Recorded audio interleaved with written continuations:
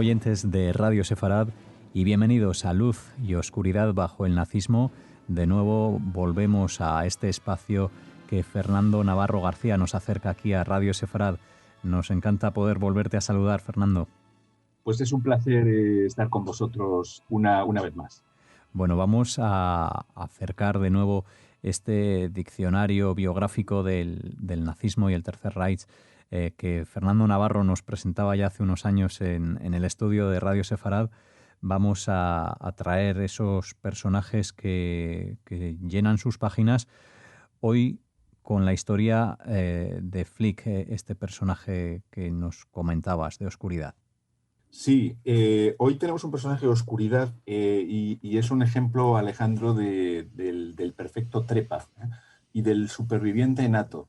Es uno de esos personajes, Friedrich Flick, muerto en 1972, nacido en 1883. Es uno de esos personajes, como decía, que me producen una enorme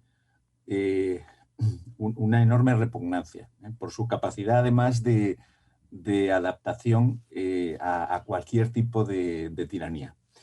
Este hombre, como decía, nace en Westfalia el 10 de julio de 1883 y al terminar la Gran Guerra, la Primera Guerra Mundial, empieza a trabajar ya como empresario en el sector metalúrgico, en la zona industrial del Ruhr, alemana. A principios de los años 30 ya había conseguido una enorme posición como industrial en la importantísima fábrica de acero alemana, que era Trabajos de Acero Reunidos. Y ya en el año 1932, donó 50.000 marcos al Partido Nacional Socialista, a los obreros alemanes, al partido nazi.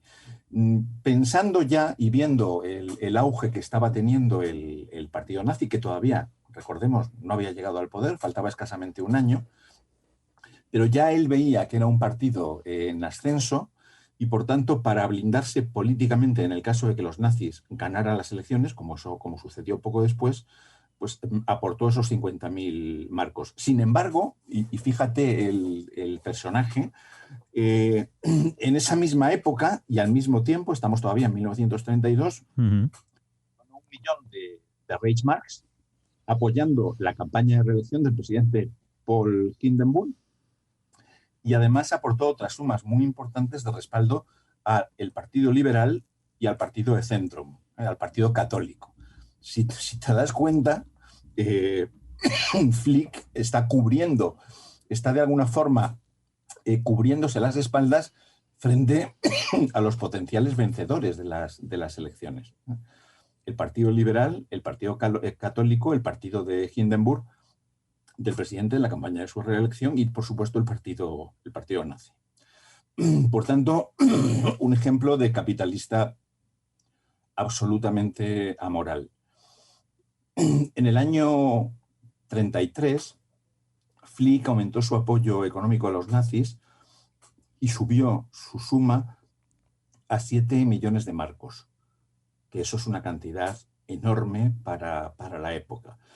La idea era financiar al partido nazi y también las cuentas privadas de Hitler.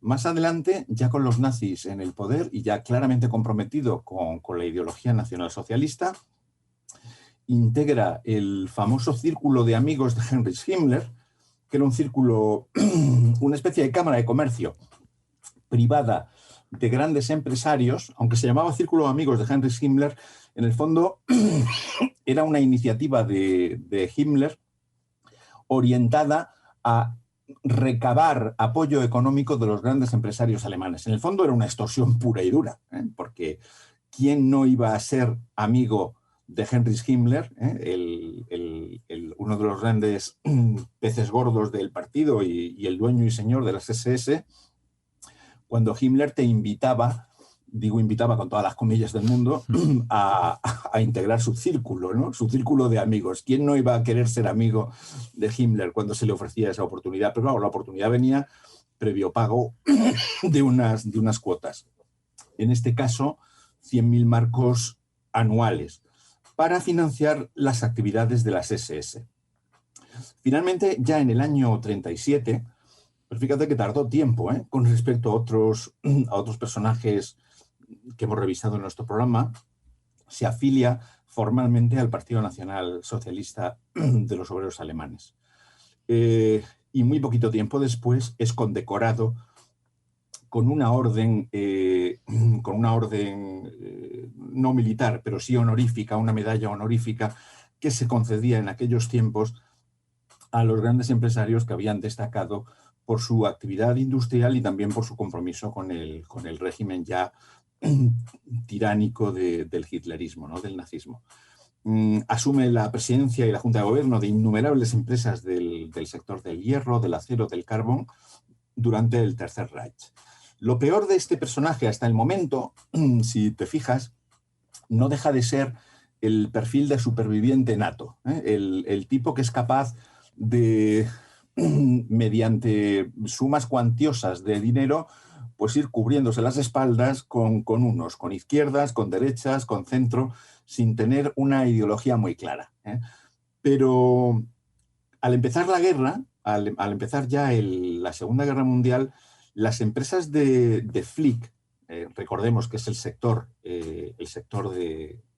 vinculado al armamento, el hierro, el acero, el carbón, son las que explotaron y esclavizaron realmente a 48.000 trabajadores que fueron realmente esclavos, el 80% de los cuales murieron a consecuencia de las condiciones brutales de trabajo a las que eran sometidos, ¿no? Un responsable paralelo de Flick tenemos también a Albert Speer, ¿eh? El famoso ministro de armamento, ¿no? Y principal responsable de que la guerra se prolongara por lo menos un par de años más, ¿no? Precisamente por la enorme eficacia al servicio del mal, por desgracia, que él imprimió. Pero claro, la eficacia de Speer en el Ministerio de Armamento es una eficacia que viene porque tenía trabajadores esclavos. Bueno, esos trabajadores esclavos los proveía, entre otras industrias, las grandes industrias de Flick, de este personaje que estamos hoy abordando. Insisto, estamos hablando de 50.000 trabajadores esclavos, ¿eh? Y el 80% de ellos mueren, ¿eh? en condiciones brutales. Bueno, algunos de ellos, como te puedes imaginar, proveían directamente de los campos de concentración o de los campos de exterminio. El propio Auschwitz tenía un campo también de trabajo con trabajadores esclavos, ¿no? Estaba la parte del campo de exterminio y la parte del campo de trabajo, en donde igualmente eran asesinados. Lo que pasa es que era un crimen a cámara lenta, ¿eh? La cámara de gas era un crimen inmediato, el campo de trabajo era un crimen de alguna forma más ralentizado. En Nuremberg se le juzga en el 47 y aquí empieza la parte más desagradable y a mí personalmente la que más repugnancia me produce, ¿no? Se le juzga en Nuremberg y como a tantos de los juzgados en el proceso de Nuremberg, él adopta el papel de víctima inocente del nazismo, alegando con un cinismo sin límites, leo literal de las actas del proceso: nadie nos va a convencer de que somos criminales de guerra. Y se queda tan pancho, un personaje que ha sido como mínimo el responsable de 50.000 trabajadores esclavos, ¿no? La mayoría de los cuales han muerto en condiciones terribles, ¿no? La pena que se le impuso en Nuremberg no vaya a pensar nadie que fue una pena severa. Desde luego no pena de muerte. Sabes que en Nuremberg hubo muy pocas penas de muerte. Se le imponen 7 años de condena, una pena extremadamente suave si tenemos en cuenta la muerte de miles de trabajadores esclavos de las que él fue responsable directo. En 1951, estamos hablando de que en Nuremberg se le juzga en el 47, bueno, pues en enero de 1951, empezando el año, Flick y todos los empresarios alemanes que habían sido encarcelados por crímenes de guerra ya habían sido indultados por el alto comisionado americano para Alemania, un señor que se llamaba John McClay, porque consideró que merecían esa gracia. Muy poco tiempo después de salir de esa cortísima estancia en prisión, después de los procesos de Nuremberg, en 1955 este hombre ya controlaba más de 100 empresas alemanas. Era un auténtico holding, incluidas, por ejemplo, Daimler-Benz, el fabricante de Mercedes. Y tenía un capital de 22 millones de dólares y una facturación anual que superaba los 2 billones de dólares. En aquel momento, al menos se decía que Flick era el hombre más rico de Alemania de la posguerra y el quinto hombre más rico del mundo, según la revista Forbes. Es decir, que no solo no se establece una pena proporcional a sus actos, sino que encima se le concede ese beneplácito. Efectivamente, bueno, exacto. Tiene una pena ridícula, pero cuando sale, haciendo uso de contactos, haciendo uso de dinero que tendría a buen recaudo en cuentas suizas o de cualquier otro país neutral, haciendo uso de influencias, vuelve a controlar, supongo haciendo uso también de chantaje, de saber mucha información que a muchos otros no les interesaría que se difundiera, vuelve a conseguir el control de 100 grandes empresas, incluida Mercedes. Fíjate esta marca, lo que significa para la imagen de Alemania, ¿no? Que es un poco como el Renault para Francia, ¿no? Pero siendo el hombre más rico de la Alemania de la posguerra y el quinto más rico del mundo, Alejandro, se niega a pagar indemnización alguna para los trabajadores esclavos que habían sobrevivido.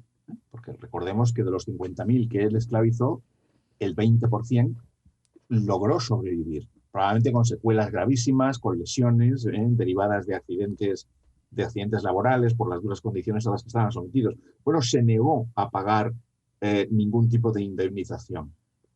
En el año 68, 1968, una de sus empresas, Dynamit Nobel, declaró, leo, literal, que no tenía ninguna obligación moral o legal de resarcimiento por el uso de trabajadores esclavos durante la Segunda Guerra Mundial.